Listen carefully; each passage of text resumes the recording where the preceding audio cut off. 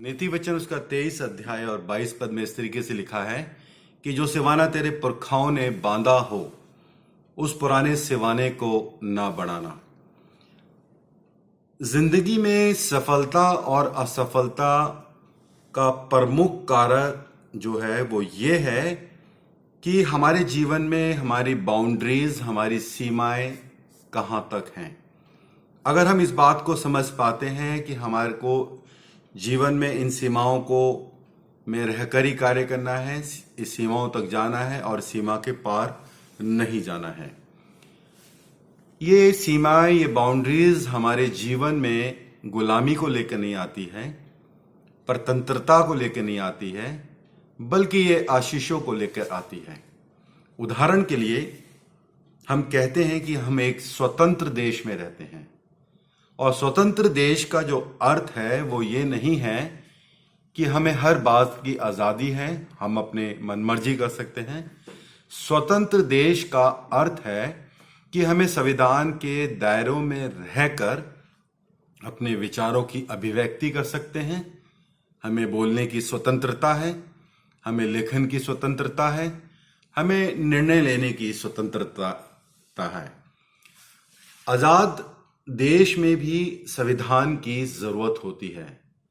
जरा कल्पना करके देखिए कि यदि किसी देश में संविधान नहीं है, नागरिक अपनी मनमानी करते हैं, तो उस देश का स्वरूप कैसा होगा। वो देश का अस्तित्व जो है वो खत्म हो जाएगा। अगर कोई खेल की बात करें, मैं और आप कोई ना कोई खेल खेलते होंगे, मुझे भी क्रिकेट का शौक है।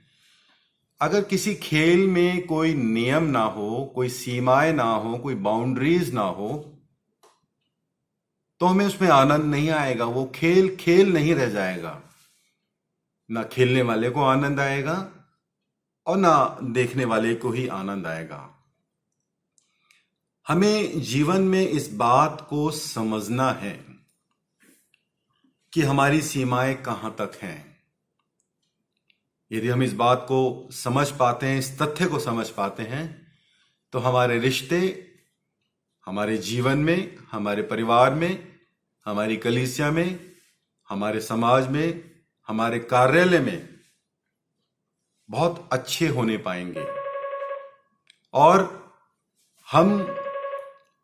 हम सबके जीवन में हमने सीमाएं अपनी बांधी होती है। ये सीमाएं हमारी पारिवारिक हो सकती है, पति और पत्नी के बीच में सीमाएं होती हैं, पेरेंट्स और बच्चों के बीच में सीमाएं होती हैं, हमारे अपने दोस्तों के साथ हमारी सीमाएं होती हैं, हमारे अपने पड़ोसियों के साथ हमारी सीमाएं होती हैं।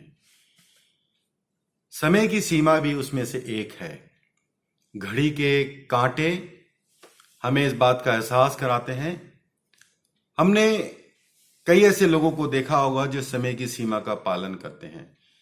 सुबह 9 बजे हमारी कलीसिया शुरू होती है, हमें अपने अपनी क्लासेस में जाना होता है, हमें अपने ऑफिस में जाना होता है। जो काम समय की सीमा के अंदर किए जाते हैं उनमें खूबसूरती आती है।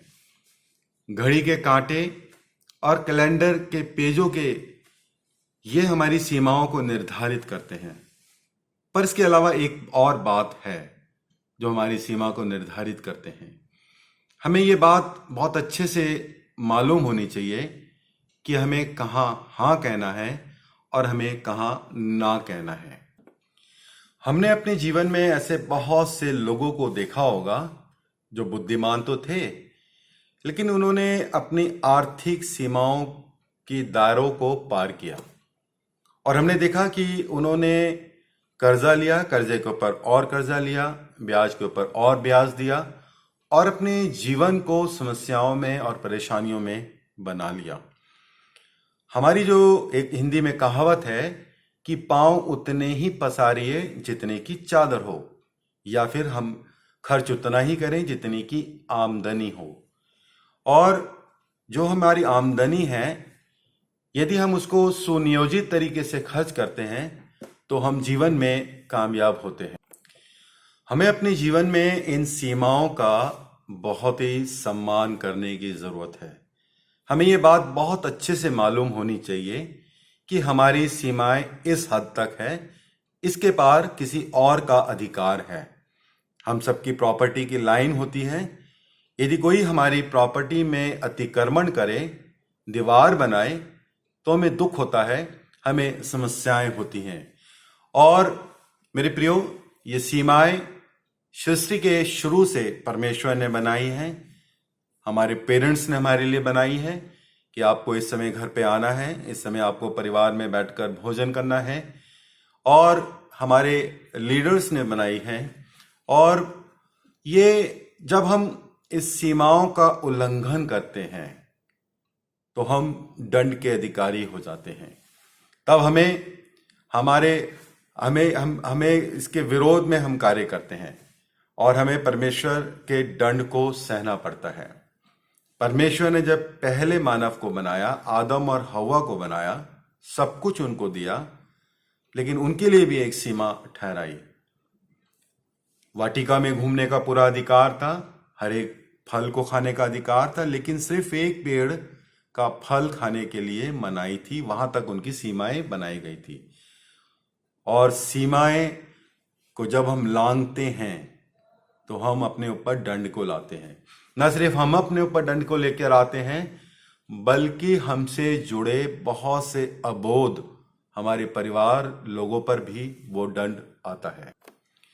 जब हमें अपनी बाउंड्रीज पता होंगी, तब हमारा संबंध हमारे परिवार के साथ भी अच्छा होगा, हमारा संबंध अपने कोलीग्स के साथ भी अच्छा होगा, हमारा संबंध अपनी कलीसिया के साथ भी अच्छा होगा, और सबसे बढ़कर हमारा संबंध अपने परमेश्वर के साथ भी अच्छा होगा। जब हम इस बात को जान पाएंगे कि इस सीमा के बाहर मुझे नहीं जाना है, इस सीमा के अंदर रहकर मुझे कार्य करना है, तब हम प्रभु की आशीषों को पाएंगे। प्रभु इस वचन के द्वारा हमें अपनी असीमित आशीषों से भरपूर करें और हम सब प्रभु की अगुवाई में अपनी सीमाओं को जानने वाले हो सके। प्रभु हम सबको आशीष दे।